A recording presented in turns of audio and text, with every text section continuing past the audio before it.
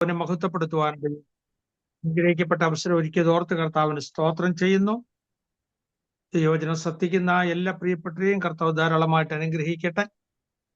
വളരെ സന്തോഷത്തോടെ ശ്രദ്ധയോടെ ഈ രാത്രി നമുക്ക് കർത്താവിന്റെ പാദങ്ങളിലായിരിക്കാം. ഒരു നിമിഷം കൂടി ദിവസത്തിൽ നന്മയത്തിന് നമുക്ക് സമർപ്പിക്കാം. കർത്താവെ, കരുണയുള്ള പിതാവേ, പിന്നെയും ഞങ്ങൾ തിരുനാമത്തെ വാഴ്ത്തുന്നു. ഇന്ന് രാത്രി തിരുവചനങ്ങളെ ചിന്തിപ്പാൻ ഞങ്ങളെ അവിടുന്ന് ബലപ്പെടുത്തണമേ. ഞങ്ങൾ പഠിക്കുന്ന വചനങ്ങൾ ഞങ്ങളുടെ എല്ലാവരുടെയും ജീവിതത്തിൽ അനുഗ്രഹമാക്കി തീർക്കണമേ. അത് നിർബന്ധപൂർവം ഞങ്ങളുടെ ഹൃദയത്തിൽ സംഗ്രഹിക്കുവാൻ, അതനുസരിച്ച് ഞങ്ങളുടെ ജീവിതത്തെ ക്രമപ്പെടുത്തുവാൻ ദൈവം ഞങ്ങളെ സഹായിക്കണമേ. കർത്താവ് ഞങ്ങളെ ഒരുമിച്ച് അനുഗ്രഹിക്കണം, ബലപ്പെടുത്തണം. തിരുവചനം ഉള്ളതിനും വണ്ണം അതിൽ പ്രാഗൽഭ്യത്തോടെ ചിന്തിപ്പാൻ കൃപ ചെയ്യണമേ. യേശു ക്രിസ്തുവിന്റെ നാമത്തിൽ പ്രാർത്ഥിക്കുന്നു, കേൾക്കുമാറാകണമേ. ആമേൻ. സ്തോത്രം, സ്തോത്രം, സ്തോത്രം, സ്തോത്രം. കർത്താവിന് സ്തോത്രം. കഴിഞ്ഞ ആഴ്ചയിൽ ഗിദെയോനെ കുറിച്ച് ചില കാര്യങ്ങൾ നമ്മൾ ചിന്തിക്കുകയുണ്ടായി. അതിന്റെ ബാക്കി ഭാഗങ്ങൾ ഇന്ന് ചിന്തിക്കാമെന്നാണ് നമ്മൾ പറഞ്ഞിരുന്നത്. ഗിദെയോൻ ദൂതന്റെ മുമ്പിൽ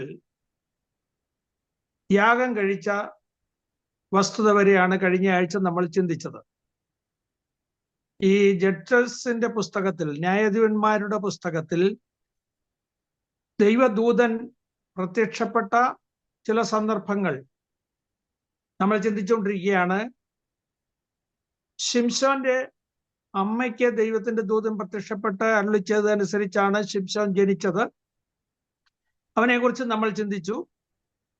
ഗിദെയോനെ ദൂതൻ നേരിട്ട് പറഞ്ഞയക്കുന്നു. ദൂതൻ അവനെ നോക്കി അവനെ ബലപ്പെടുത്തി. O mighty warrior of God, God is with you എന്ന് പറഞ്ഞവനെ ബലപ്പെടുത്തി അവനെ പറഞ്ഞയക്കുന്നു. ആ ഭാഗമാണ് കഴിഞ്ഞ ആഴ്ച നമ്മൾ ചിന്തിച്ചത്. ഒരു കാര്യം ഞാൻ ഓർപ്പിക്കട്ടെ.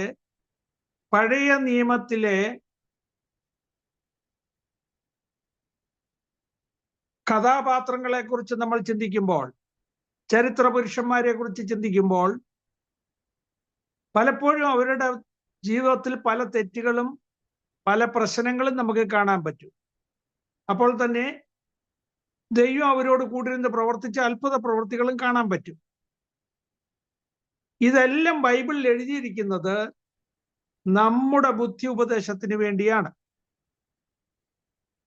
ഇന്ന് പകലിൽ ഞാൻ വചനം ധ്യാനിക്കുമ്പോൾ അതൊന്ന് പറയണമെന്ന് എനിക്ക് തോന്നി. കാരണം അത് അവർക്ക് ദൃഷ്ടാന്തമായിട്ട് സംഭവിച്ചു. ലോകാവസാനം വന്നെത്തിയിരിക്കുന്ന നമുക്ക് ബുദ്ധി ഉപദേശത്തിനായിട്ട് എഴുതിയിരിക്കുന്നു.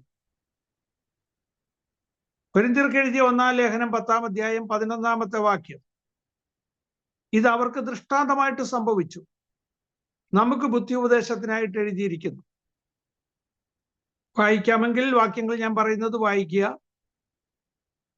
അപ്പോൾ നമുക്ക് പഠിക്കുവാൻ വേണ്ടി, പാഠമായിരിക്കാൻ വേണ്ടിയാണ് അവരുടെ ജീവിതത്തിൽ പറ്റിയ പാളിച്ചകളെ പറ്റിയും അവർക്കുണ്ടായ അനുഗ്രഹങ്ങളെ പറ്റിയും വിശദമായി തിരുവെഴുത്തിൽ വായിക്കുന്നത്. മറ്റൊരു കാര്യം നമ്മൾ ഓർക്കേണ്ടത്, പഴയ നിയമത്തിന്റെ പ്രമാണങ്ങൾ വെച്ച് പുതിയ നിയമ വിശ്വാസികളെ അതനുസരിച്ച് അളക്കാൻ പാടില്ല. അതുപോലെ പുതിയ നിയമത്തിന്റെ സ്റ്റാൻഡേർഡ് അനുസരിച്ച് പഴയ നിയമത്തിലെ കഥാപാത്രങ്ങളെ വിലയിരുത്തുകയും ചെയ്യരുത്. രണ്ടും രണ്ട് പ്രമാണങ്ങളാണ്. നമ്മൾ ന്യൂ ടെസ്റ്റമെന്റ് സ്റ്റാൻഡേർഡിൽ ജീവിക്കുന്ന ദൈവമക്കളാണ്. ആ സ്റ്റാൻഡേർഡ് അനുസരിച്ച് വേണം നമ്മുടെ ജീവിതത്തെ ക്രമപ്പെടുത്തുവാൻ, അതനുസരിച്ച് വേണം നമ്മുടെ ജീവിതത്തെ വിലയിരുത്തുവാൻ. അബ്രഹാം കള്ളം പറഞ്ഞു, അതുകൊണ്ട് കള്ളം പറയുന്നുണ്ട് കുഴപ്പമില്ല എന്ന് പറയുന്ന ആളുകളുണ്ട്. ദാവീദ് അങ്ങനെ ചെയ്തു, തെറ്റ് ചെയ്തു, എന്നിട്ടും ദൈവം അവനെ അനുഗ്രഹിച്ചു, അങ്ങനെ പ്രസംഗിക്കുന്ന ദൈവദാസന്മാരുണ്ട്. കഴിഞ്ഞ ആഴ്ചയിൽ വലിയ വിവാദമായ ഒരു വിഷയമായിട്ട് അത് സോഷ്യൽ മീഡിയയിലൊക്കെ നിങ്ങൾ ശ്രദ്ധിച്ചു കാണും. അതുകൊണ്ടാണ് ഞാൻ എടുത്തു പറയുന്നത്. പുതിയ നിയമത്തിന്റെ സ്റ്റാൻഡേർഡ് എന്ന് പറയുന്നത് അതല്ല.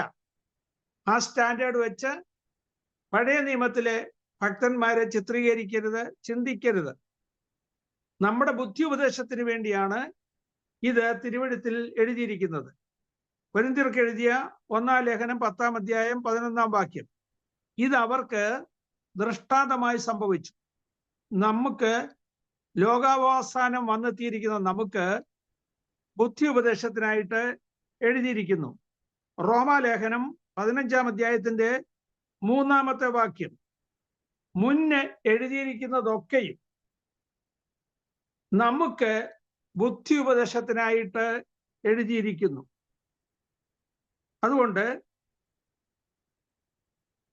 ബുദ്ധി ഉപദേശത്തിനായിട്ടാണ് നമ്മൾ ഇതൊക്കെയും ചിന്തിക്കുകയും പഠിക്കുകയും ചെയ്യുന്നത്.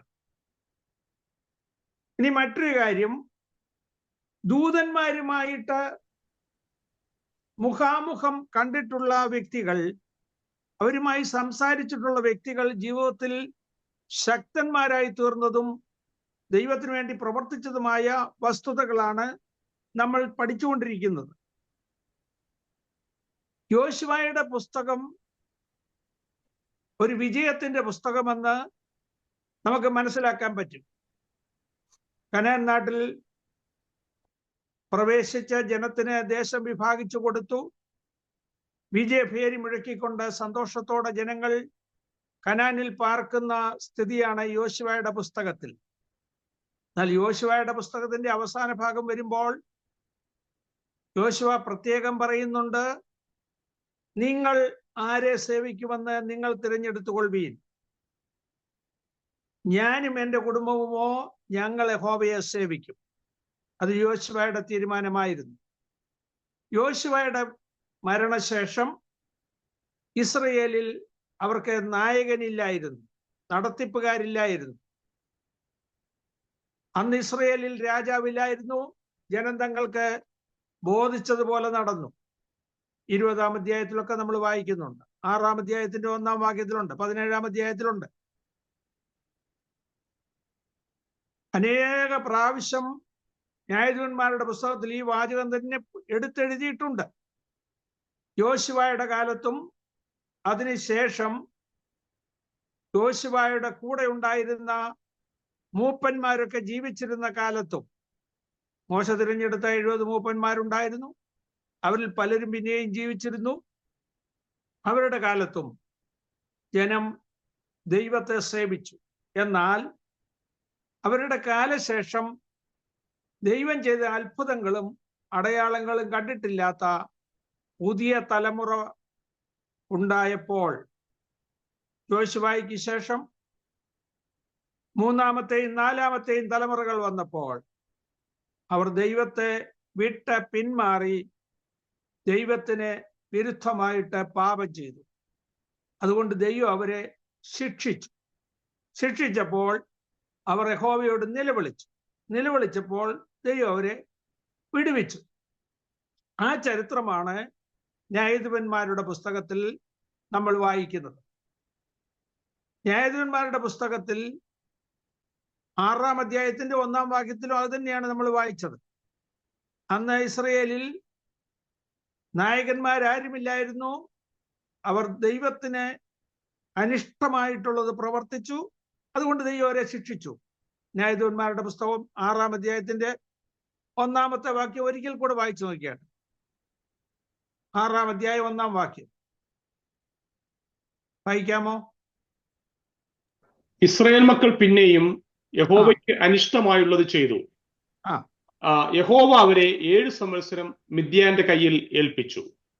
എപ്പോഴൊക്കെ ഇസ്രായേൽ മക്കൾ ദൈവത്തെ വിട്ട് പിന്മാറിയോ അപ്പോഴെല്ലാം ദൈവം അവരെ ശിക്ഷിച്ചു.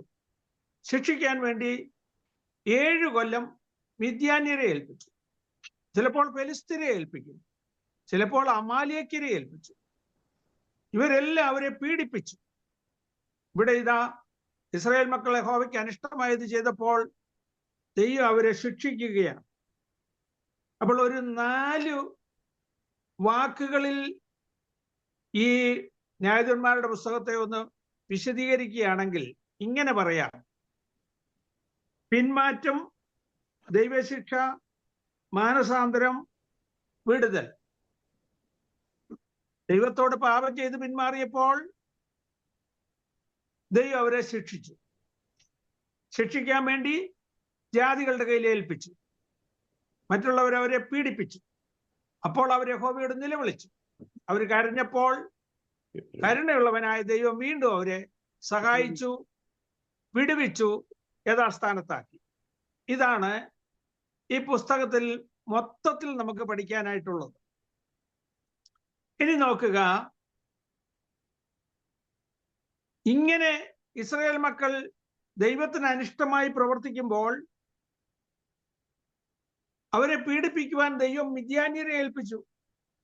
മിദ്യാന്യർ അവരോട് ചെയ്തത് അവരുടെ വിള മിദ്യാന്യരെ നശിപ്പിച്ചു കളഞ്ഞു. ഇപ്പൊ വായിച്ചതിന്റെ അടുത്ത വാക്യം താഴോട്ടൊന്ന് വായിച്ചാട്ട്. ന്യായാധിപന്മാർ 6-ാം അധ്യായത്തിന്റെ അടുത്ത വാക്യങ്ങൾ കൂടെ ഒന്ന് വായിച്ചാട്ട്. മിദ്യാൻ ഇസ്രായേലിന്മേൽ ആധിക്യം പ്രാപിച്ചു. ഇസ്രായേൽ മക്കൾ മിദ്യാന്യരുടെ നിമിത്തം പർവ്വതങ്ങളിലെ ഗുഹാരങ്ങളിലും ഗുഹങ്ങളും ദുർഗങ്ങളും ശരണമാക്കി. ഇസ്രായേൽ വിതച്ചിരിക്കുമ്പോൾ മിദ്യാന്യരും അമേലേക്കരും കിഴക്ക് ദേശക്കാരും അവരുടെ നേരെ വരും. അവർ അവർക്ക് വിരോധമായി പാളയമിറങ്ങി ഗാസ വരെ നിലവിളി നാട്ടിലെ വിള നശിപ്പിക്കും. ഇസ്രായേലിന് ഗസ വരെയുള്ള വിളകൾ മുഴുവൻ നശിപ്പിക്കും. ഇപ്പൊ പ്രത്യേകിച്ച് ഗസയിലും അസ്കലോനിലും സിറിയയിലും ഒക്കെ യുദ്ധം നടക്കുന്ന സമയമാണ്. അതുകൊണ്ടും കൂടെയാണ് ഞാൻ ഈ ഭാഗം കുറച്ചുകൂടെ വിശദമായിട്ട് പറയുന്നത്. അവിടെ ഇസ്രായേൽ മക്കൾ പാർത്തിരുന്ന സ്ഥലങ്ങളാണ്.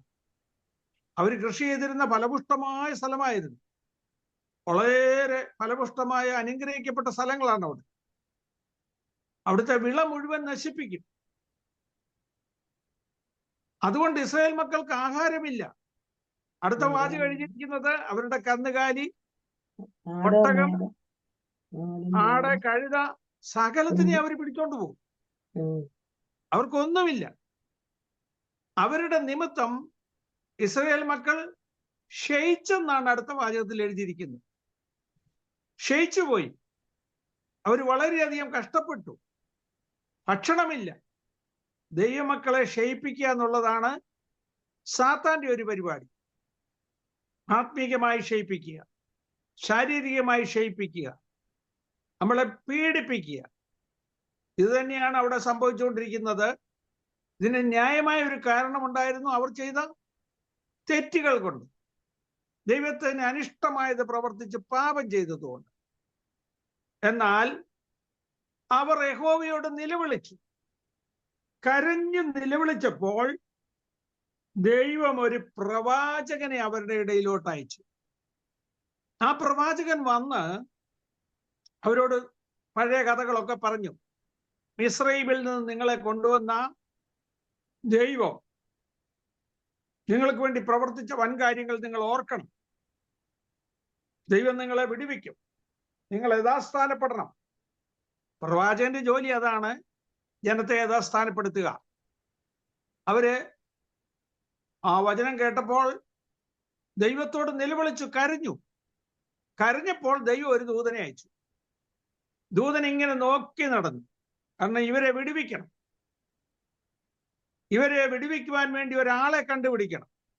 അങ്ങനെ വന്ന ദൂതനാണ് അബിയേസരുടെ ഒഫ്രയിൽ യോവാശിന്റെ കരിവേലകത്തിന്റെ കീഴിൽ ഇരുന്നത്.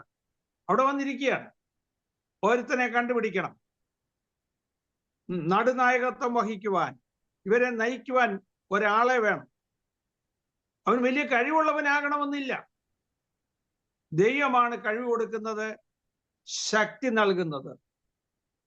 യോവാശ് എന്ന് പറയുന്നത് അവിടുത്തെ ഒരു പ്രമാണിയാണ്. അബിയേസറുടെ നേതാവാണ് യോവാശ്. യോവാശിന്റെ വീട്ടിലാണ് കാര്യങ്ങൾ തീർക്കുവാൻ ആളുകൾ ഒത്തുകൂടുന്നത്. യോവാശിന്റെ മകനാണ് ഗിദെയോൻ. അവിടെ ഓരോരോ നേതാക്കന്മാരാണ് ഓരോരോ കുടുംബങ്ങൾക്കും. ആ കുടുംബത്തിന്റെ വകയായിട്ട് 1000 ഏക്കർ അല്ലെങ്കിൽ 500 ഏക്കർ കൃഷിസ്ഥലമൊക്കെ കാണും. അവിടെ കൃഷി ചെയ്യുക, അവരെല്ലാം കൂടെ ഒന്നിച്ചുമായിട്ട് ജീവിക്കുക. അങ്ങനെയുള്ള സാഹചര്യമായിരുന്നു അന്നുണ്ടായിരുന്നു. ഇവിടെ ദൂതൻ അവിടെ ഇരിക്കുമ്പോൾ ഗിദെയോൻ വന്ന് ഗോതമ്പ് മെതിക്കുകയാണ്. മിദ്യാന്യർ വന്ന് ഗോതമ്പ് കൊണ്ടുപോകാതിരിക്കാൻ വേണ്ടി മെതിച്ചുകൊണ്ടിരിക്കുകയാണ്. അപ്പോൾ ദൂതൻ പറഞ്ഞു, അല്ലയോ പരാക്രമശാലിയെ, ദൈവം നിന്നോട് കൂടെയുണ്ട്, യഹോവ നിന്നോട് കൂടെയുണ്ട്. അവൻ ഭയപ്പെട്ടു പോയി ഇങ്ങനെ ഒരു വിളി കേട്ട്. അവനെ അല്ല വിളിച്ചതെന്നായിരിക്കും അവൻ വിചാരിച്ചത്, കാരണം അവൻ പരാക്രമശാലി അല്ലെന്ന് അവൻ തന്നെ പറയുന്നുണ്ട്. എന്നാൽ ദൂതൻ പറയുകയാണ്, നീ ഈ ബലത്തോടെ പോകാം, ഞാനല്ലോ നിന്നെ അയക്കുന്നത്. അവൻ പോകാൻ തയ്യാറായപ്പോൾ അവൻ പറയുകയാണ്, ദൈവമേ, അവിടുന്നാണ് എന്നോട് സംസാരിക്കുന്നതെന്ന് മനസ്സിലാക്കാൻ ഞാൻ ഒരു വഴിപാട് കൊണ്ടുവരാം, ഒരു ആട്ടിൻകുട്ടിയെ പാകം ചെയ്തുകൊണ്ട് വരാം, അതുവരെ നീ വെയിറ്റ് ചെയ്യണമെന്ന് പറഞ്ഞു. ദൂതൻ പറഞ്ഞു, ഞാൻ വെയിറ്റ് ചെയ്യാൻ, നീ പോയി കൊണ്ടുവരാൻ പറഞ്ഞു. അവൻ പോയി വീട്ടിൽ പോയി ഒരു ആട്ടിൻകുട്ടിയെ പാകം ചെയ്ത് അൺലിവൻ ബ്രെഡ് ഉണ്ടാക്കിക്കൊണ്ട് വന്ന് അവിടെ ദൂതൻ പറഞ്ഞതനുസരിച്ച് പാറയിൽ വെച്ചു. ദൂതന്റെ കയ്യിലുള്ള വടി കൊണ്ട് തൊട്ടപ്പോൾ പാറയിൽ നിന്ന് തീ പുറപ്പെട്ട് ആ യാഗവസ്തു ദഹിപ്പിച്ചു. ദൂതൻ അപ്രത്യക്ഷനായി. ഗിദെയോൻ ഭയപ്പെട്ടു. കഴിഞ്ഞ ആഴ്ച അവിടെ വരെ നമ്മൾ ചിന്തിച്ചതാണ്. ദൂതനെ കണ്ട് ഭയപ്പെട്ടതുകൊണ്ട് അവൻ മരിച്ചു പോകുമെന്ന് അവൻ വിചാരിച്ചു. യഹൂദന്മാരുടെ ഇടയിൽ ഒരു വിശ്വാസമുണ്ട്, ദൂതനെ നേരിട്ട് കണ്ടാൽ ജീവിച്ചിരിക്കാൻ ബുദ്ധിമുട്ടാണ്, മരിച്ചു പോകുമെന്ന്. അങ്ങനെ പലരും മരിച്ചു പോയിട്ടുണ്ട്, അതുകൊണ്ടാണ്. അപ്പോൾ ഭയപ്പെട്ടപ്പോൾ പറയുകയാണ്, ദൈവം അവനോട് സംസാരിച്ചു, ഭയപ്പെടേണ്ട, നീ മരിക്കയില്ല. ദൈവം തന്നെ അവനോട് നേരിട്ട് പറഞ്ഞു, അവനെ ബലപ്പെടുത്തി. അപ്പൊ അവനൊരു പ്രത്യേക ശക്തി കിട്ടി. നമ്മുടെ ഉള്ളിൽ ശക്തിയുണ്ട്. ദൈവം നമ്മോട് സംസാരിച്ചു കഴിയുമ്പോൾ ഒരു പ്രത്യേക ശക്തി നമ്മുടെ മേൽ വ്യാപരിക്കും. ദൈവത്തിന്റെ ശബ്ദം കേട്ട് കഴിഞ്ഞാൽ നമ്മിൽ ശക്തി വ്യാപരിക്കും. ദൈവശബ്ദം കേൾക്കണമെങ്കിൽ ദൈവത്തോട് നമ്മൾ സംസാരിക്കണം. ദൈവത്തോട് നമുക്ക് സംസാരിക്കാൻ കഴിയുന്നത് പ്രാർത്ഥനയിലൂടെയാണ്. പ്രാർത്ഥനയിലൂടെ ദൈവത്തോട് നമ്മൾ സംസാരിക്കുമ്പോൾ ദൈവം നമ്മോട് സംസാരിക്കും. ദൈവത്തിന്റെ വചനത്തിലൂടെ ദൈവം നമ്മോട് സംസാരിക്കും. ദൈവത്തിന്റെ ആത്മാവിലൂടെ ദൈവം നമ്മളോട് സംസാരിക്കും. നമ്മൾ ദൈവത്തോട് സംസാരിക്കുമ്പോൾ ദൈവം നമ്മോട് സംസാരിക്കും. ഫിലിപ്പിയ ലേഖനം 4:13 എന്നെ ശക്തനാക്കുന്നവന് മുഖാന്തരം ഞാൻ സകലത്തിനും മതിയാകുന്നു. കൊരിന്ത്യർക്ക് എഴുതിയ 2 ലേഖനം 3:5 വായിക്കാമോ? 2 Corinthians chapter 3 verse 5. 2 കൊരിന്ത്യർ 3:5 അതുപോലെ 1 കൊരിന്ത്യർ 12:9 ഈ വാക്യങ്ങളിലെല്ലാം ദൈവത്തിന്റെ ശക്തി ബലഹീനതയിൽ തികഞ്ഞു വരുന്നു. നമ്മുടെ പ്രാപ്തി ദൈവത്തിന്റെ ദാനമെന്ന് അവിടെ എഴുതിയിട്ടുണ്ട്. അപ്പോൾ നമ്മളെ പ്രാപ്തരാക്കുന്നത് ദൈവദാനമാകുന്ന ദൈവത്തിന്റെ ആത്മാവാണ്. ദൈവത്തിന്റെ ആത്മാവിന്റെ ശക്തി അവന്റെ മേൽ വന്നപ്പോൾ അവൻ വീട്ടിലേക്ക് പോവുകയാണ്. അവനോട് പറഞ്ഞു, നീ വീട്ടിൽ ചെന്ന് നിന്റെ അപ്പന്റെ വീട്ടിലെ രണ്ടാമത്തെ കാളയെ, ഇളയ കാളയായ രണ്ടാമത്തെ കാളയെ, 7 വയസ്സുള്ള രണ്ടാമത്തെ കാളയെ യാഗമായിട്ട് അർപ്പിക്കണം. ഇവിടെ നോക്കുക, യോവാശിന്റെ വീട്ടിൽ ബാലിന്റെ ബലിപീഠമുണ്ട്, അശേര പോളുണ്ട്, അശേരയുടെ പ്രതിഷ്ഠയുണ്ട്. അശേരയുടെ പ്രതിഷ്ഠ എന്ന് പറയുന്ന ഒരു വലിയ സ്തംഭമാണ്. അത് തടി കൊണ്ടുണ്ടാക്കിയതാണ്. ബാലിന്റെ വിഗ്രഹം എന്ന് പറയുന്നത് ബ്രാസ് കൊണ്ടുണ്ടാക്കിയതാണ്.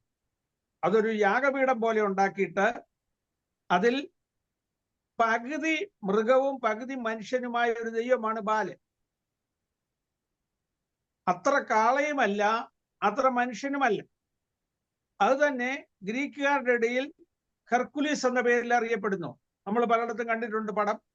കുതിരയുടെ ഉടലും മനുഷ്യന്റെ തലയുമായിട്ടുള്ള ഒരു ദേവനായിട്ടാണ് അവർ ചിത്രീകരിച്ചത്. ഈ ബാല് മനുഷ്യന്റെ കൈയാണ്. കൈ ഇങ്ങനെ മലർത്തി പിടിച്ചിരിക്കുന്നു. അതിന്റെ അകം പൊള്ളയാണ്. അതിനകത്ത് എണ്ണയും സുഗന്ധവ്യഞ്ജനങ്ങളും ഒക്കെ ഇട്ട് കത്തിക്കും. കത്തിച്ച് അത് ചുട്ടുപഴുക്കുമ്പോൾ അതിന്റെ കൈകളിലേക്ക് യാഗവസ്തു വയ്ക്കും. അത് പെട്ടെന്ന് ദഹിച്ചു പോകും. അങ്ങനെയാണ് അഗ്നിപ്രവേശം ചെയ്യിക്കുക എന്ന് പറയുന്നത്. പലരും ദേവപ്രീതി കിട്ടാൻ കുഞ്ഞുങ്ങളെ പോലും അഗ്നിപ്രവേശം ചെയ്യിച്ചതായിട്ട് ബൈബിളിൽ നമ്മൾ വായിക്കുന്നുണ്ട്. ഇങ്ങനെ ബാൽ വിഗ്രഹം അവിടെ ഉണ്ടാക്കി വെച്ചിരുന്നു. അശേര പ്രതിഷ്ഠ ഉണ്ടാക്കിയിരുന്നു. അതെന്തിനാണ് അങ്ങനെ ചെയ്തിരുന്നതെന്ന് ചോദിച്ചാൽ, ഓരോ കുടുംബക്കാർക്കും പ്രത്യേക കൃഷി സ്ഥലമാണെന്ന് ഞാൻ പറഞ്ഞല്ലോ. 1000 1500 ഏക്കറോ സ്ഥലം കാണും ചിലപ്പോൾ. ആ കൃഷി നന്നായിട്ടുണ്ടാകാൻ വേണ്ടി അവർ ബാലിനെയും അസ്തോരത്തിനെയും സേവിക്കും. അവരെ ഫെർട്ടിലിറ്റി ഗോഡായിട്ടാണ് അറിയപ്പെടുന്നത്. ഫലസമൃദ്ധി ഉണ്ടാകണമെങ്കിൽ, ദേശം ഫലപുഷ്ടമായി വിളയണമെങ്കിൽ ബാലിന്റെയും അസ്തോരത്തിന്റെയും സഹായം വേണമെന്നാണ് അവർ വിശ്വസിക്കുന്നത്. ബാലാണ് ചൂട് നൽകുന്നത്. സൂര്യദേവന്റെ മൂർത്തിയാണ്. എല്ലാ ചൂടിന്റെ ഇതാണ്. അതുപോലെ തന്നെ മഴ നൽകുന്നത് അശേരയാണ്.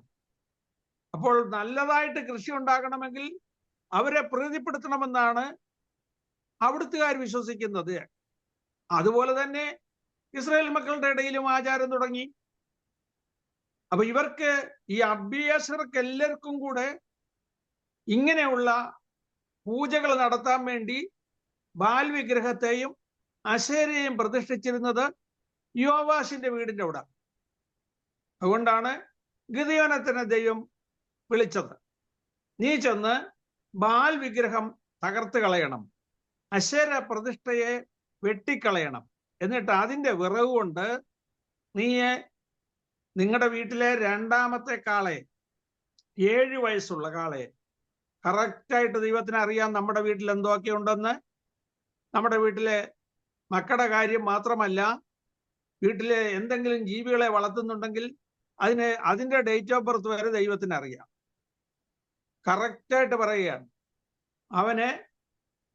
അവന്റെ വീട്ടുകാരെ എല്ലാം ഭയപ്പെട്ടു, കുടുംബക്കാരെയൊക്കെ ഭയപ്പെടുന്നത് കൊണ്ട് രാത്രിയിൽ അവന്റെ കൂടെയുള്ള ജോലിക്കാരെ 10 പേരെ കൂട്ടി ആ കാളയെ ഒരുക്കി ബാലിന്റെ വിഗ്രഹമെല്ലാം തകർത്ത് അശേര പ്രതിഷ്ഠയെല്ലാം വെട്ടി അവിടെ യാഗം കഴിച്ചു. രാവിലെ അവന്റെ നാട്ടുകാരായ അവരുടെ ബന്ധുക്കളെല്ലാം കൂടെ വന്നിട്ട് അവരുടെ പ്രതിഷ്ഠയെല്ലാം തകർത്തത് ആരാണ് എന്ന് അവർ സൂക്ഷ്മമായി അന്വേഷിച്ചപ്പോൾ ഗിദെയോനാണെന്ന് മനസ്സിലായി. യോവാശിനോട് വഴക്കുണ്ടാക്കി. നിന്റെ മകനെ വിട്ടുതരാൻ പറഞ്ഞു, അവനെ കൊല്ലണമെന്ന് പറഞ്ഞു, അവൻ ഇത് ചെയ്തതുകൊണ്ട്. പക്ഷെ അപ്പൻ ധൈര്യത്തോടെ നിന്നു. അയാളാണല്ലോ ഇവരുടെ എല്ലാം നേതാവ്. അതുകൊണ്ട് അയാൾ പറഞ്ഞു, ബാല് ദൈവമാണെങ്കിൽ ബാൽ അവന് വേണ്ടി വ്യവഹരിക്കട്ടെ. ബാലിന് വേണ്ടി നിങ്ങളോ വ്യവഹരിക്കുന്നത്? അതുകൊണ്ട് ബാൽ ഒരു ദൈവമാണെങ്കിൽ അവൻ വ്യവഹരിക്കട്ടെ. അതിന് ബാലിന് വേണ്ടി വ്യവഹരിക്കാൻ വരുന്നവൻ മരണയോഗ്യനാണ്. അങ്ങനെ ഗിദെയോനെ സംരക്ഷിക്കുവാൻ അപ്പൻ പരിശ്രമിച്ചു. കാരണം ഗിദെയോന് ഉണ്ടായ ദൈവദർശനം, അവന്റെ മേൽ വന്ന ദൈവത്തിന്റെ ആത്മാവിന്റെ പ്രവൃത്തി അപ്പനും അമ്മയും വീട്ടുകാരും ഒക്കെ കണ്ടപ്പോൾ അവർക്ക് മനസ്സിലായി ഇത് ദൈവിക ഇടപെടലാണെന്ന്. ബാലിനെയും അശേരയും ഒക്കെ ഇവര് പ്രതിഷ്ഠിച്ച് പൂജ നടത്തിയിട്ട് ഇവരുടെ വിളവ് മിദ്യാന്യർ നശിപ്പിച്ചുകൊണ്ടിരിക്കുന്നു. ഫലപുഷ്ടമായിട്ട് കൃഷി ഉണ്ടാകാൻ വേണ്ടിയാണ് അവരെ സേവിക്കുന്നത്. പക്ഷേ എതിരായ ഫലമാണ് ഉണ്ടാകുന്നത്. പിന്നെ എന്തിനാ അങ്ങനെയുള്ള ദൈവങ്ങളെ സേവിക്കുന്നത്? ഫലസമൃദ്ധി തരുന്നത് ദൈവമല്ലേ? അത് മനസ്സിലാക്കുവാൻ ഗിദെയോന്റെ അപ്പനും കഴിഞ്ഞു. കാരണം ഇവന്റെ മേൽ വ്യാപരിക്കുന്ന ദൈവത്തിന്റെ ശക്തി അവർ മനസ്സിലാക്കി. അങ്ങനെ ഇരിക്കുമ്പോൾ ഒരു കാര്യം ഓർക്കണം, മിദ്യാന്യരും അമാലേക്യരും കിഴക്ക് ദേശക്കാരും ഇസ്രയേലിനെതിരായിട്ട് യുദ്ധത്തിന് വന്ന് പാളയമിറങ്ങി. ഇവിടെ ഒരു കാര്യം നമുക്ക് മനസ്സിലാക്കാം, കറക്റ്റ് ടൈമിലാണ് ദൈവം പ്രവർത്തിക്കുന്നത്. മിദ്യാന്യര് ഇസ്രയേൽ മക്കൾക്കെതിരായിട്ട് അമാലേക്യരൊക്കെ വരുന്നതിന് മുമ്പേ അവരതിനു വേണ്ട പ്ലാൻ ചെയ്തപ്പോഴത്തേക്ക് ദൈവം പ്രവാചകനെ അയച്ചു ഇവരെ യഥാസ്ഥാനപ്പെടുത്തുവാൻ. ജനം ദൈവത്തോട് നിലവിളിച്ചു കഴിഞ്ഞപ്പോൾ അവർ കരയുന്ന സമയത്ത് ദൂതനെ വിട്ട് ഒരുത്തനെ സെലക്ട് ചെയ്തു. ഇവര് യുദ്ധത്തിന് വരുമ്പോൾ എതിർക്കുവാൻ വേണ്ടി അവനെ ശക്തിപ്പെടുത്തി അയക്കുകയാണ്. അയക്കുമ്പോൾ അവൻ ആൾക്കാരെ വിളിച്ചുകൂട്ടി, കാഹളമൂതി അവരുടെ ആൾക്കാരെ എല്ലാം കൂട്ടി. പല നാട്ടിലൊക്കെ ഉണ്ടായിരുന്ന ആളുകളെല്ലാം കൂടെ ഒന്നിച്ചുകൂടി. ധാരാളം ജനങ്ങൾ അവന്റെ കൂടെ ഓടി വന്നു. ശത്രു സൈന്യം വന്നിരിക്കുകയല്ലേ, അവരോട് യുദ്ധം ചെയ്യാനായിട്ട് യാതൊരു പരിശീലനവുമില്ലാത്ത ആളുകളെല്ലാം കൂടെ വന്നിരിക്കുകയാണ്. ഗിദെയോന് ഭയങ്കര ഭയമാണ്. കാരണം ഇവർക്കാർക്കും യുദ്ധാഭ്യാസമില്ല. യുദ്ധത്തിന് വന്നിരിക്കുന്നവരെല്ലാം സോൾജിയേഴ്സാണ്. നല്ല അഭ്യാസമുള്ള ആൾക്കാരാണ് വന്നിരിക്കുന്നത് ആയുധങ്ങളുമായിട്ട്. ഇവരുടെ കയ്യിൽ വേണ്ടത്ര ആയുധങ്ങളില്ല. വാളും വടിയുമായിട്ടാണ് ഇവർ പോകുന്നത്. മറ്റ് ആയുധങ്ങളൊന്നുമില്ല. അമ്പും വില്ലും വാളും വടിയും ഒക്കെ ഉള്ളൂ. ഇവർ യുദ്ധത്തിന് പോകാൻ തയ്യാറായി. പക്ഷേ ഗിദെയോൻ ഒരു ഭയം, ഒന്നുകൂടെ ദൈവത്തെ ഒന്ന് പരീക്ഷിക്കണമെന്ന് തീരുമാനിച്ചു. ഗിദെയോൻ ദൈവത്തോട് പറഞ്ഞു, ആ ഗോതമ്പ് മെതിക്കുന്ന കളത്തിന്റെ അവിടെ ഒരു തുകലിന്റെ ഒരു കഷണം, ഒരു തുകലിന്റെ പീസ് കൊണ്ട് വിരിച്ചിട്ട് അവൻ പറയാണ്, ഇന്ന് രാത്രി മഞ്ഞ് പെയ്യുമ്പോൾ ഈ തുകല് മാത്രം നനഞ്ഞിരിക്കണം, കളമെല്ലാം ഉണങ്ങിക്കിടക്കണം. അങ്ങനൊന്നും ഒരു പരീക്ഷണം നടത്താൻ പോവാണ്. അവൻ തന്നെയാണ് കാര്യങ്ങൾ തീരുമാനിക്കുന്നത്. മുമ്പ് ദൂതന്റെ മുമ്പിൽ ആട്ടിൻകുട്ടിയെ കൊണ്ടുവന്നപ്പോഴും അവൻ തന്നെയാ പറഞ്ഞത്, ഞാൻ ആ യാഗം കൊണ്ടുവരാമെന്ന്. അതും ദൈവത്തിന്റെ ദൂതൻ സമ്മതിച്ചു. ഇവിടെ അവന്റെ പരീക്ഷണം അവൻ തന്നെ നടത്തുകയാണ്. അതും ദൈവം അംഗീകരിച്ചു. നേരം വെളുത്തപ്പോൾ തുകല് മാത്രം നനഞ്ഞിരുന്നു. അത് പിഴിഞ്ഞ് കുറെ വെള്ളം എടുത്തു. 1 കിണ്ടി വെള്ളം എടുത്തെന്നാണ് എഴുതിയിരിക്കുന്നത്. എന്നിട്ടും അവന് മതിയായില്ല. പിന്നെയും പേടി. ഈ യുദ്ധാഭ്യാസമില്ലാത്ത ആളുകളെ കൊണ്ടുപോയി എങ്ങനെ വിജയിക്കും? അവൻ പറഞ്ഞു, ഒരു പരീക്ഷണം കൂടെ, ഇന്ന് രാത്രി തുകല് ഞാൻ വിരിച്ചിടാം, തുകൽ ഉണങ്ങിയിരിക്കണം, നിലമെല്ലാം മഞ്ഞുകൊണ്ട് മൂടിക്കിടക്കണം. അങ്ങനെ ഒരു പരീക്ഷണം കൂടെ. എന്നോട് കോപിക്കരുതേ എന്നൊക്കെ പറഞ്ഞിട്ടാണ് അവൻ പറയുന്നത്. കാരണം അവൻ കാണിക്കുന്നത് ശരിയല്ല. ഇത്രയൊക്കെ ദൈവം പറഞ്ഞിട്ടും ഇവന്റെ അവിശ്വാസമാണെന്ന് അവന് തന്നെ അറിയാം. അതുകൊണ്ട് അവൻ കോപിക്കരുതെന്നൊക്കെ പറഞ്ഞ് അടുത്ത പരീക്ഷണം കൂടെ നടത്തി. ആ പരീക്ഷണം വിജയിച്ചു. ദൈവം അങ്ങനെ തന്നെ ചെയ്തു. അപ്പൊ അവന് ധൈര്യമായി. അവൻ ആളുകളെയും കൊണ്ടുപോയി. അവര് പാളയമിറങ്ങി. 7-ാം അധ്യായം 1 തൊട്ടുള്ള ഭാഗങ്ങൾ ഇനി നമുക്ക് വായിച്ചു നോക്കാം. 7-ാം അധ്യായം 1-ാം വാക്യം വായിക്കാമോ? അനന്തരം ഗിദെയോൻ എന്ന യെരുബ്ബാബേലും അവനോട് കൂടെയുള്ള ജനമൊക്കെയും അധികാലത്ത് പുറപ്പെട്ടു. ഹാരേദ് ഉറവിനരികെ പാളയമിറങ്ങി. മിദ്യാന്യരുടെ പാളയം അവർക്ക് വടക്കു മേര കുന്നിനരികെ താഴ്വരയിലായിരുന്നു. ഈ അമാലേക്യരും കിഴക്ക് ദേശക്കാരും എല്ലാം വന്ന് പാളയം ഇറങ്ങിയിരിക്കുക. അതിന്റെ ഇക്കരെ സൈഡില് ഇവരും പാളയം ഇറങ്ങി. ഈ 2 പാളയങ്ങൾ തമ്മിൽ 4 മൈലിന്റെ വ്യത്യാസം ഉണ്ടായിരുന്നാണ് പറയപ്പെടുന്നത് ചരിത്രപരമായിട്ട്. എന്നിട്ട് ഈ പാളയങ്ങൾ തമ്മിൽ ഏറ്റുമുട്ടും, യുദ്ധം നടക്കും. അങ്ങനെയാണ് അന്നത്തെ യുദ്ധത്തിന്റെ രീതി. ഗിദെയോൻ ഈ ആളുകളെ എല്ലാം കൊണ്ട് പാളയം ഇറങ്ങി ഇങ്ങനെ കിടക്കുക. ഏത് നിമിഷവും അവിടുന്ന് യുദ്ധത്തിന് ആളുകൾ വരാം, കാത്തുകെട്ടി കിടക്കുക. അപ്പോൾ ദൈവത്തോട് പ്രാർത്ഥിച്ചുകൊണ്ടിരിക്കുക, കർത്താവേ വിടുവിക്കണേ, സഹായിക്കണേ. ഗിദെയോൻ ഭയപ്പെട്ട് ദൈവത്തോട് ചോദിക്കുക. ദൈവം പറഞ്ഞു, നിന്റെ കൂടെയുള്ള ജനം വളരെയാകുന്നു. ഇത്രയും ആളുകൾ ഉള്ളത് കൊണ്ടാണ് അവരെ ജയിക്കാൻ കഴിഞ്ഞതെന്ന് പിന്നീട് ഈ ജനങ്ങൾ പറയും. അതുകൊണ്ട് നീ ഒരു ഡിക്ലറേഷൻ നടത്തണം, വിളിച്ചു പറയണം. ഭയവും ഭീരുത്വമുള്ളവനെല്ലാം ഗിലെയാദ് പർവ്വതം വിട്ടുപോകട്ടെ, നല്ല ധൈര്യമുള്ളവർ മാത്രം വന്നാൽ മതി. ഇത് കേട്ടപ്പോൾ 22,000 പേര് പിരിഞ്ഞുപോയി. മൊത്തം 32,000 പേരുണ്ടായിരുന്നു. 22,000 പേര് തിരിച്ച് വീട്ടിലേക്ക് പോയി. ഇപ്പൊ 10,000 പേരേ ഉള്ളൂ. 10,000 പേരെയും കൊണ്ട് യുദ്ധത്തിന് പോകാമെന്ന് വിചാരിച്ചപ്പോൾ ദൈവം പറയാണ്, ഈ 10,000 പേരും കൂടുതലാ, ഇത്രയും വേണ്ട, ഇവരെ ഒന്നും കൂടെ നമുക്ക് വേർതിരിക്കണം. നീ ഈ ജനത്തെയും കൊണ്ട് നദിയുടെ അടുത്തോട്ട് പോകും, വെള്ളം കുടിക്കാൻ വേണ്ടി കൊണ്ടുപോകും. അവിടെ ചെല്ലുമ്പോൾ ഇന്നവൻ നിന്നോടുകൂടെ പോരണമെന്ന് ഞാൻ പറയുന്നവൻ പോരട്ടെ, ഇന്നവൻ പോരണ്ടെന്ന് പറയുന്നവൻ പോരണ്ട. അങ്ങനെ ഒരു പരീക്ഷണം കൂടെ നടത്താൻ വേണ്ടി ദൈവം ഗിദെയോനോട് അരുളിച്ചു. ജനത്തെ വെള്ളത്തിന്റെ അടുത്തേക്ക് കൊണ്ടുപോയി. വെള്ളത്തിനടുത്തേക്ക് കൊണ്ടുവന്നപ്പോൾ പട്ടി നക്കി കുടിക്കുന്നത് പോലെ കൈ വായുടെ അടുത്ത് വെച്ച് വെള്ളം നക്കി കുടിച്ച ആളുകളെ പ്രത്യേകം വേർതിരിക്കാൻ പറ്റും. ആയുധമൊക്കെ താത്തു വെച്ചിട്ട് വെള്ളത്തിൽ ഇറങ്ങി കരയ്ക്കൊന്ന് മുട്ടുകുത്തി വെള്ളം കുടിച്ച ആളുകളെ മാറ്റി നിർത്താൻ. വളരെ അലർട്ടായിട്ടുള്ള ആളുകളെ മാത്രം വേർതിരിക്കുക.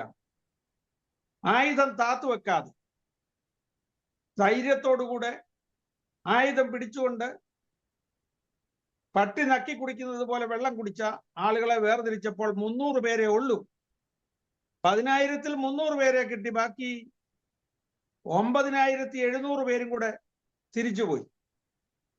9,700 ആളുകളെയും കൂടെ തിരിച്ചുവിട്ടു. only 300 people. അവരെയും കൊണ്ടുപോയി എങ്ങനെ യുദ്ധം ജയിക്കും? ഗിദെയോന് ഭയങ്കര ഭയമായി. ദൈവം ഒരു പരീക്ഷണം നടത്താൻ വേണ്ടി തീരുമാനിച്ചു. ഭയപ്പെട്ട് വിറച്ചു നിൽക്കുന്ന ഗിദെയോനെ ഒന്ന് പരീക്ഷിക്കുവാൻ, അവന്റെ വിശ്വാസത്തെ ഒന്ന് ശോധന ചെയ്യുവാൻ ദൈവം തീരുമാനിച്ചു. ദൈവം രാത്രിയിൽ ഗിദെയോനെ വിളിച്ചിട്ട് അവനോട് പറഞ്ഞു, നീ മിദ്യാന്യ പാളയത്തിലേക്ക് ഇറങ്ങിച്ചെല്ലാൻ പറഞ്ഞു. നിനക്ക് പേടിയാണെങ്കിൽ നിന്റെ കൂടെ നിന്റെ സഹായിയായിട്ടുള്ള പൂരയെയും കൂടെ കൊണ്ടുപോയിക്കോളാൻ പറഞ്ഞു.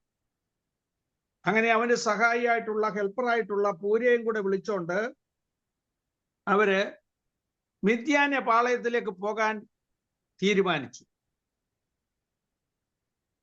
മിദ്യാന്യ പാളയത്തിലേക്ക് അവർ ഇറങ്ങിച്ചെല്ലുമ്പോൾ അവിടെ ഒരു പടയാളി എഴുന്നേറ്റിരുന്ന് അവൻ ഒരു സ്വപ്നം കണ്ട കാര്യം വിവരിച്ചുകൊണ്ടിരിക്കുകയാണ് കൂട്ടുകാരനോട്. ഒരു യവത്തപ്പം ഉരുണ്ടു വരുന്നത് ഞാൻ കണ്ടു, വലിയൊരു യവത്തപ്പം. അത് വന്ന് മിദ്യാന്യ പാളയത്തെ മറിച്ചിട്ടു. ഇത് കേട്ടപ്പോൾ മറ്റവൻ പറയാ, എടാ അത് യോവാശിന്റെ മകനായ ഗിദെയോന്റെ കൈ അല്ലാതെ വേറൊന്നും അല്ല. ദൈവം നമ്മളെ അവരുടെ കയ്യിൽ ഏൽപ്പിക്കും. നമ്മൾ തകർന്നു പോകുന്ന ലക്ഷണമാ കാണുന്നത്. ഇതിവനെ കേൾപ്പിക്കാൻ വേണ്ടിയാണ് ദൈവം അവനോട് പറഞ്ഞത്, നീ പോയി മിദ്യാന്യ പാളയത്തിലേക്ക് ഇറങ്ങിച്ചല്ല. പലപ്പോഴും നമ്മുടെ വിശ്വാസത്തെ ദൈവം പരീക്ഷിക്കാറുണ്ട്. നമുക്കറിയാം, ഇയ്യോബിന്റെ വിശ്വാസത്തെ ദൈവം പരീക്ഷിച്ചു. പരീക്ഷയിൽ അവനെ ഉറപ്പിക്കുവാൻ ഇടയായി. അവന്റെ പിന്നത്തെ സ്ഥിതി ആദ്യത്തേതിനേക്കാൾ മെച്ചപ്പെടുവാനിടയായി. അബ്രഹാമിനെ ദൈവം പരീക്ഷിച്ചു. അവന്റെ ഏകജാതനായ മകനെ കൊടുക്കുവാൻ അബ്രഹാം മടിക്കാഞ്ഞതുകൊണ്ട് ദൈവം അവനെ ഐശ്വര്യമായിട്ട് അനുഗ്രഹിച്ചു. എപ്പോഴും നമ്മുടെ വിശ്വാസത്തിന്റെ പരിശോധന പലപ്പോഴും നമ്മുടെ ജീവിതത്തിൽ ഉണ്ടാകും. വിശ്വാസത്തിൽ ഇരിക്കുന്നുവോ എന്ന് ദൈവം നമ്മളെ പരീക്ഷിക്കും. നമ്മുടെ വിശ്വാസത്തിന്റെ പരിശോധനയിൽ നാം ക്ഷീണിച്ചു പോകരുത്. നമ്മെ ധൈര്യപ്പെടുത്തുവാൻ, ബലപ്പെടുത്തുവാൻ പല മുഖാന്തരങ്ങളും ദൈവം ഒരുക്കിത്തരും. ആകപ്പാടെ ഉള്ള ഈ 300 പേരേ ഉള്ളൂ. ബാക്കി 9,700 പേരെയും കൂടെ പറഞ്ഞു വിട്ടപ്പോൾ അവരുടെ കയ്യിലുണ്ടായിരുന്ന കാഹളങ്ങളും ആഹാര സാധനങ്ങളും കൂടെ മേടിച്ച് ഇവര് സൂക്ഷിച്ചു. ഈ 300 കുടങ്ങളുണ്ട്. വെള്ളം കുടിക്കാൻ വേണ്ടി ഉള്ള കുടങ്ങളാണ്. ആ കുടങ്ങൾ വെറും കുടങ്ങൾ. ആ കുടങ്ങൾ മേടിച്ചു. 300 പേരെ 3 ഗ്രൂപ്പായിട്ട് തിരിച്ചു. 100 പേര് വീതം. എന്നിട്ട് കാഹളം പിടിച്ചു. ഒരു കൈയിൽ കാഹളം പിടിച്ചു, മറു കൈയിൽ കുടങ്ങൾ പിടിച്ചു. ആ കുടത്തിനകത്ത് പന്തം വെച്ചിട്ടുണ്ട്. ദൈവത്തിന്റെ പ്രവൃത്തി നോക്കണം. ഞാൻ മുമ്പേ പറഞ്ഞു, നമ്മൾ ചിന്തിക്കാത്ത സമയത്താണ് ദൈവം അത്ഭുതം പ്രവർത്തിക്കാൻ പോകുന്നത്.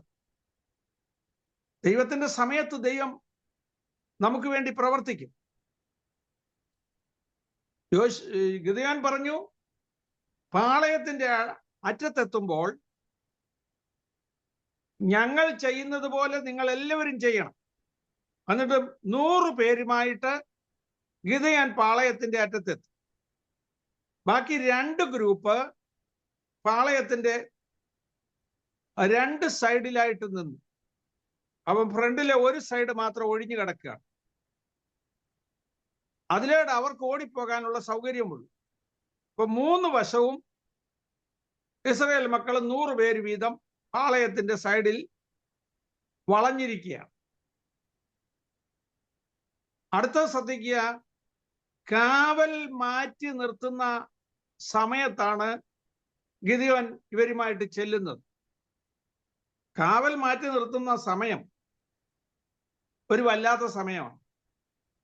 രാത്രിയുടെ കാവൽ മാറ്റി നിർത്തുന്ന യാമത്തിൽ അവരവിടെ എത്തി. രാത്രി 4 യാമങ്ങളായിട്ടാണ് ഇസ്രായേൽ മക്കൾ പറയപ്പെടുന്നത്. 1-ാം യാമം, 2-ാം യാമം, 3-ാം യാമം, 4-ാം യാമം. ഒരു വൈകിട്ട് 6 മണി തൊട്ട് ആണ് 1-ാം യാമം ആരംഭിക്കുന്നത്. 3 മണിക്കൂറാണ് ഒരു യാമം. അപ്പോൾ 6 മണി മുതൽ 9 മണി വരെയാണ് 1-ാമത്തെ യാമം. 1-ാമത്തെ യാമം എന്ന് പറയുന്നത് 7.5 നാഴികയാണ്. ഒരു രാത്രി 30 നാഴികയാണ്. അപ്പോൾ 7.5 നാഴികയാണ് ഒരു യാമം. 7.5 നാഴിക എന്ന് പറയുന്നത് 3 മണിക്കൂർ. വൈകിട്ട് 6 മണി മുതൽ നമ്മുടെ കണക്കനുസരിച്ച് 9 മണി വരെയുള്ള സമയം 1-ാം യാമം. 9 മണി മുതൽ 12 മണി വരെയുള്ള സമയം 2-ാം യാമം. 12 മണി മുതൽ വെളുപ്പിന് 3 മണി വരെയുള്ള സമയം 3-ാം യാമം. രാവിലെ 3 മണി മുതൽ രാവിലെ 6 മണി വരെയുള്ള സമയമാണ് 4-ാം യാമം. നമ്മൾ പാടാറുണ്ട്, 3 യാമങ്ങളും വൻതിരയാൽ മുങ്ങുമാറായി വലയുകിലും മുറ്റും 4-ാം യാമത്തിൽ കർത്താവ് കടലിന്മേൽ നടന്നു വരുന്ന പാട്ട് നമ്മൾ പാടാറുണ്ട്. 3 യാമങ്ങളും തണ്ടു വലിച്ച് വലഞ്ഞ ശിഷ്യന്മാരുടെ അടുത്ത് 4-ാം യാമത്തിൽ കർത്താവ് പ്രത്യക്ഷപ്പെടുന്നത് നമുക്കറിയാം. ഇവിടെ യാമാരംഭത്തിങ്കൽ കാവൽ മാറ്റി നിർത്തും. രാത്രി സോൾജിയേഴ്സ് ഉറങ്ങുകയാണ്. കാവൽക്കാർ മാത്രമേ അലർട്ടായിട്ടിരിക്കുന്നുള്ളൂ. ആദ്യത്തെ യാമത്തിൽ എല്ലാവരും വളരെ അലർട്ടായിരിക്കും. അതെല്ലായിടത്തും അങ്ങനെയാണല്ലോ. സന്ധ്യായാമത്തിൽ എവിടെ പോയാലും ആളുകളൊക്കെ സംസാരിക്കുന്നതും യാത്ര ചെയ്യുന്നതും ഒക്കെ കാണാൻ പറ്റും. നമ്മുടെ നാട്ടിലെ രീതി അനുസരിച്ചൊക്കെ നമുക്കറിയാം. ഇസ്രായേൽ പണ്ട് അതുപോലെ ആയിരുന്നു. എല്ലായിടത്തും പാട്ടും പ്രാർത്ഥനയും ഒക്കെ ആയിട്ട് പോകും. 2-ാം യാമത്തിൽ ആളുകൾ ഉറങ്ങാൻ പോകും. 4-ാം യാമത്തിലാണ് രാവിലെ പ്രഭാതത്തിൽ ആളുകൾ എഴുന്നേൽക്കുക. ഇവിടെ 2-ാം യാമത്തിന്റെ അവസാനത്തിൽ 3-ാം യാമം ആരംഭിക്കുന്ന സമയത്താണ് ഇവർ പാളയത്തിന്റെ അറ്റത്തെത്തിയത്. എന്ന് പറഞ്ഞാൽ 12 മണി കഴിഞ്ഞ സമയത്ത് സോൾജിയേഴ്സ് എല്ലാം നല്ല ഉറക്കം. കാവൽ മാറി നിൽക്കുന്ന സമയം. അപ്പൊ ഒരു കൂട്ടം കാവൽക്കാർ മാറി അടുത്ത കാവൽക്കാര് ചാർജ് എടുക്കുകയാണ്, ഡ്യൂട്ടിക്ക് കയറുകയാണ്. അപ്പൊ ഇവര് ഓവർ കൊടുക്കുന്ന സമയം. ആ സമയത്ത് എല്ലാവരും തിരക്കിലാണ്, തത്രപ്പാടിലാണ്, ആരും അലേർട്ടല്ല. അങ്ങനെയുള്ളൊരു സമയത്ത്, ഇതാ ഞാൻ പറഞ്ഞത്, ദൈവത്തിന് പ്രവർത്തിക്കാനുള്ള സമയമുണ്ട്, പ്രത്യേക സമയം. ആ സമയത്ത് ഇവര് 100 പേര് പാളയത്തിന്റെ നേരെ ചെന്നു. 2 സൈഡിലും 100 പേര് വീതം ചെന്നു. മുൻവശത്തെ ഒരു സൈഡ് മാത്രം തുറന്നു കിടക്കുകയാണ് അവർക്ക് പോകാനുള്ള സൗകര്യത്തിൽ. ഗിദെയോനും അവനോട് കൂടെ ഉണ്ടായിരുന്ന 100 പേരും കാഹളമൂതി, പന്തം കത്തിച്ചു, കുടമുടച്ചു. സെയിം ടൈമിൽ ബാക്കിയുള്ള 2 ഗ്രൂപ്പും അതുപോലെ തന്നെ ചെയ്തു. 300 കുട ഒന്നിച്ചങ്ങോട്ട് ഉടച്ചപ്പോൾ ഉള്ള ശബ്ദം, ഒന്നിച്ച് ടോർച്ച് അങ്ങോട്ട് തെളിയിച്ചപ്പോൾ ഉണ്ടായ പ്രകാശം, ഒന്നിച്ച് കാഹളം ഊതിയിട്ട് എല്ലാവരും കൂടെ വിളിച്ചു പറഞ്ഞു, യഹോവയ്ക്കും ഗിദെയോനും വേണ്ടി വാൾ,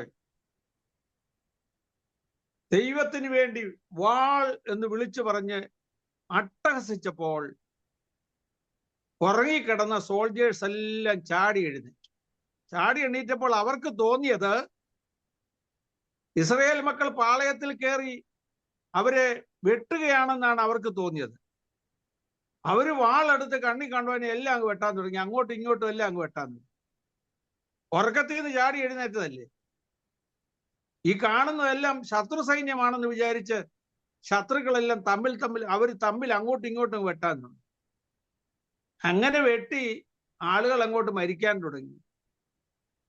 ബാക്കി ഉണ്ടായിരുന്നവരെല്ലാം ഓടി രക്ഷപ്പെട്ടു. നമുക്കറിയാം, ദൈവത്തിന്റെ ഒരു വലിയ പരിപാടിയാണ് ഈ ശത്രുക്കളെ തമ്മിൽ ഭിന്നിപ്പിച്ചിട്ട് അവരെ അങ്ങോട്ടും ഇങ്ങോട്ടും തമ്മിലടിക്കും. ഇപ്പൊ സിറിയയിലൊക്കെ നടക്കുന്ന കണ്ടില്ലേ? ഇസ്രയേലിന്റെ ശത്രുക്കൾ തന്നെ ചേരി തിരിഞ്ഞ് അങ്ങോട്ടും ഇങ്ങോട്ടും അടിച്ചോണ്ടിരിക്കുകയായിരുന്നു. ഇത് എല്ലാ കാലത്തും സംഭവിക്കുന്ന ഒരു കഥയാണ്. ഇത് ദൈവത്തിന്റെ ഒരു പദ്ധതിയാണ്. ഒന്നുകിൽ അവരുടെ രഥചക്രങ്ങൾ പുറകോട്ട് ഉരുളും, അതല്ലെങ്കിൽ അവർ തന്നെ അങ്ങോട്ടും ഇങ്ങോട്ടും വെട്ടിച്ചാകും. ഇതൊക്കെ ദൈവത്തിന്റെ ദൂതന്റെ പ്രത്യേക പരിപാടിയാണ്. ദൈവത്തിന്റെ ദൂതനാണ് അവർക്ക് വേണ്ടി യുദ്ധം ചെയ്യുന്നത്. യുദ്ധം യഹോവയ്ക്കുള്ളത്. Battle belongs to the Lord നാം സാധാരണ പറയാറുണ്ട്, പാടാറുണ്ട്. ബൈബിളിലുടനീളം അനവധി പ്രാവശ്യം നമ്മൾ കാണുന്നുണ്ട്. ദാവീദ് അത് വിളിച്ചു പറയുന്നുണ്ട്, യുദ്ധം യഹോവയ്ക്കുള്ളത്. ശൗല് പറയുന്നുണ്ട്, നീ യഹോവയുടെ യുദ്ധങ്ങൾ നിയന്ത്രിച്ചാൽ മാത്രം മതി. ദൈവത്തിന്റെ യുദ്ധമാണ് ചെയ്യുന്നത്. ദൈവത്തിന് വേണ്ടി യുദ്ധം ചെയ്യുവാൻ ദൈവം തിരഞ്ഞെടുത്ത വ്യക്തികൾ തയ്യാറായി കഴിഞ്ഞാൽ പ്രത്യേക അഭിഷേകത്താൽ, പ്രത്യേക ശക്തിയാൽ ദൈവം അവരെ നിറയ്ക്കും. പുതിയ നിയമവിശ്വാസികളായി നമുക്കും പഠിക്കാനുള്ള നല്ല ഗുണപാഠം അതാണ്. ദൈവത്തിന് വേണ്ടി യുദ്ധം ചെയ്യുവാൻ ദൈവം നമ്മളെ വിളിച്ച് വേർതിരിച്ചിരിക്കുകയാണ്. ദൈവത്തിന്റെ സർവായുധവർഗം എടുത്തുകൊണ്ട് സാത്താനോട് നമ്മൾ പൊരുതണം. ഇന്ന് നമുക്ക് ആത്മീയമായ യുദ്ധമാണുള്ളത്.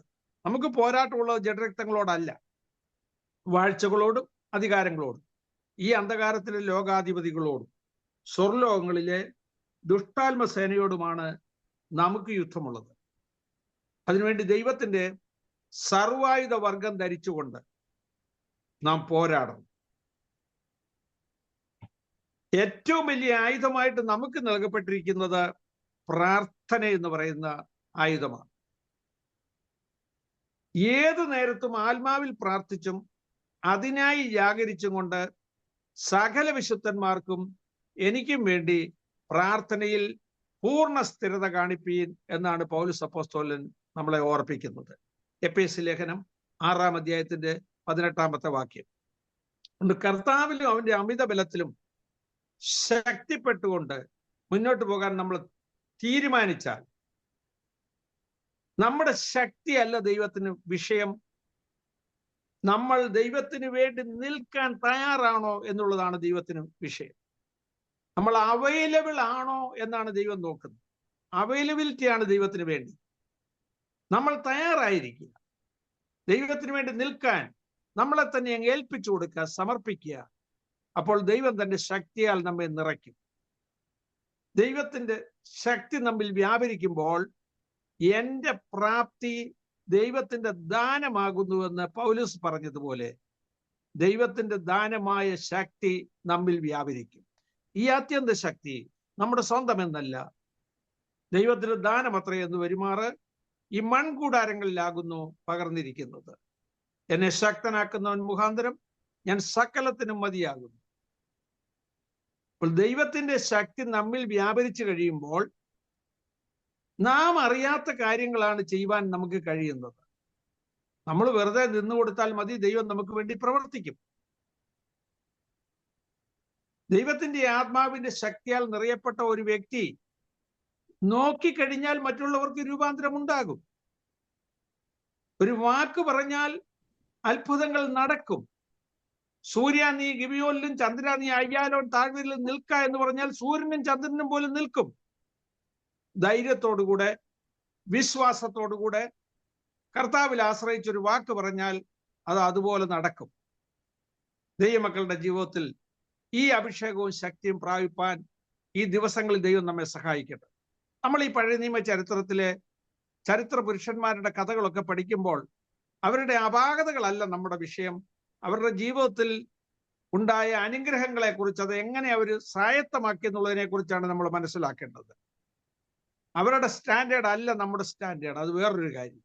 എന്നാൽ നമ്മുടെ പുതിയ നിയമത്തിന്റെ വ്യവസ്ഥയ്ക്കൊത്തവണ്ണം ദൈവസന്നിധിയിൽ ജീവിച്ച് ദൈവം പ്രാപിച്ച് ശക്തന്മാരായി ദൈവത്തിന് വേണ്ടി പ്രവർത്തിപ്പാൻ ദൈവമായ കർത്താവ് നമ്മെ സഹായിക്കട്ടെ.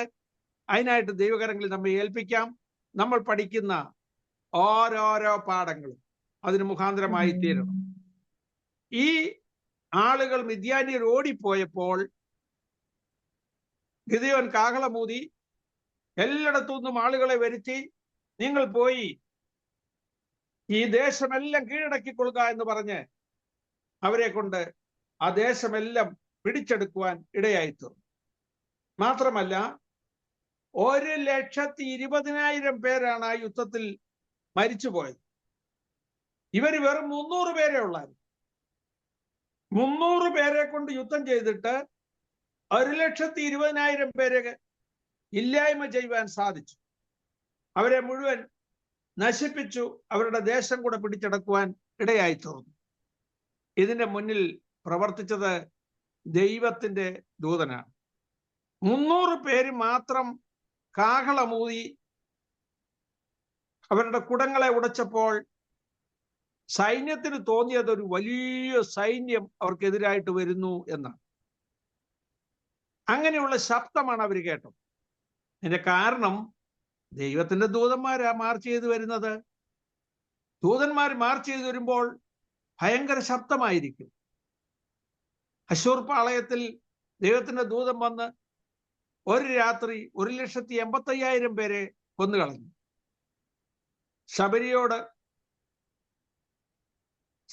അശൂർക്കാർ സിറിയക്കാർ യുദ്ധത്തിന് വന്നപ്പോൾ അസീറിയൻസ് വരുന്ന സമയത്ത് 4 കുഷ്ഠരോഗികളാണ് പാളയത്തിലേക്ക് ചെന്നത്. പക്ഷേ അവർ വലിയ മഹാസൈന്യത്തിന്റെ ആരവം ദൈവം അവരെ കേൾപ്പിച്ച് അവർ ഓടിപ്പോയി. അവരുടെ സൗണ്ട് എഞ്ചിനീയേഴ്സ് ഒക്കെ പറഞ്ഞു, ഒരു വലിയ സൈന്യം നമുക്കെതിരായിട്ട് വരുന്നു, നമുക്ക് പോയി രക്ഷപ്പെടാമെന്ന് പറഞ്ഞ് അവർ ഓടുകയായി. ഇതുപോലെ മിദ്യാന്യ പാളയം പാച്ചിൽ തുടങ്ങി. അവർ ഓടി രക്ഷപ്പെട്ടു. ഓറേബ്, സേബ് എന്ന് പറയുന്ന 2 പ്രഭുക്കന്മാരെ അവർ പിടിച്ചു. അവരെല്ലാം വലിയ പ്രഭുക്കന്മാരാണ്. 10,000 ഏക്കർ സ്ഥലം അവർക്കൊക്കെ ഉണ്ട്. അവരുടെ കീഴിലാണ് അവരുടെ കുടുംബങ്ങളൊക്കെ ഒന്നിച്ച് പാർക്കുകയും കൃഷി ചെയ്യുകയും ചെയ്യുന്നത്. അതുകൊണ്ട് ഓറേബിനെ ഓറേബ് പാറയ്ക്ക് അരികെ വെച്ചും സേബിനെ സേബ് മുന്തിരിച്ചക്കിന് അരികെ വെച്ചും അവർ വെട്ടിക്കളഞ്ഞു. ഇങ്ങനെ ഇസ്രയേലിന് വലിയ വിജയം ഉണ്ടാകുവാൻ ഇടയായിത്തീർന്നു. നമ്മൾ ഓർക്കണം, അല്പം കൊണ്ടും അധികം കൊണ്ടും പ്രവർത്തിപ്പാൻ നമ്മുടെ ദൈവത്തിന് കഴിയും. ശക്തിയില്ലാത്തവരെ ശക്തന്മാരാക്കുവാൻ ദൈവത്തിന് കഴിയും. നാം നിസ്സാരന്മാരെന്ന് തോന്നിയാലും ദൈവം നമുക്ക് വേണ്ടി അത്ഭുതം പ്രവർത്തിക്കും. നമ്മൾ താഴണം. ഗിദെയോൻ പറഞ്ഞതുപോലെ എന്നെ കൊണ്ടൊന്നും നടക്കത്തില്ല, ഞാൻ എളിയവനാണ്, എൻ്റെ കുലം ചെറിയതാണ് എന്ന് പറഞ്ഞ് എളിമപ്പെട്ട് കഴിഞ്ഞാൽ ദൈവം നമ്മെ ശക്തന്മാരാക്കും. ഈ ദിവസങ്ങളിൽ ദൈവസന്നിധിയിൽ ശക്തിയോടെ മുന്നേറുവാൻ ദൈവം നമ്മെ സഹായിക്കട്ടെ. ദൈവദൂതന്റെ ഒരു അഭിമുഖം നമുക്കുണ്ടാകുവാൻ ഇടയാകട്ടെ. അതിനുവേണ്ടി പ്രാർത്ഥിക്കണം. കർത്താവേ, ദൈവദൂതന്റെ ദർശനം എനിക്ക് നൽകണമേ, ഒരു ദൈവിക ദർശനം എനിക്ക് നൽകണമേ, ദൈവത്തിന്റെ ദൂതനോട് സംസാരിക്കാൻ എനിക്ക് ഭാഗ്യം നൽകണമേ എന്ന് പറഞ്ഞ് ദൈവസന്നിധിയിൽ പ്രാർത്ഥിക്കുക. ദൈവദൂതനുമായിട്ടുള്ള അഭിമുഖം നമ്മുടെ ജീവിതത്തിൽ ശക്തി പ്രാപിപ്പാൻ മുഖാന്തരമായി തീരും. വൻ കാര്യങ്ങൾ ചെയ്യുവാൻ ദൈവം നമ്മെ ഉപയോഗിക്കും. അതിനായിട്ട് ഈ ദിവസങ്ങളിൽ ദൈവം നമ്മെ